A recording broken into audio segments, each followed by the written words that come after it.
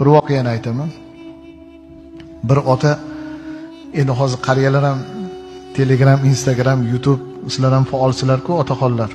Bir ota farzandlariga qarangda, biriga tarvuz, biriga qovun, mevalarning rasmini jo'natsa, o'g'li ham shustrik bola ekanda, zo'r otadir ekan.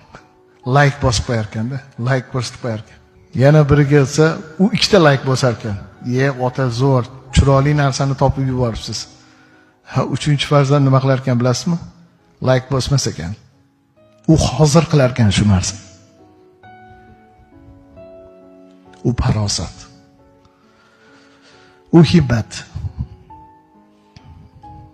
Siz ham like bosib qolib ketmang.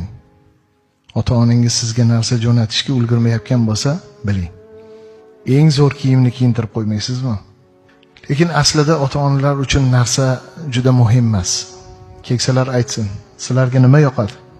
Ayting siz.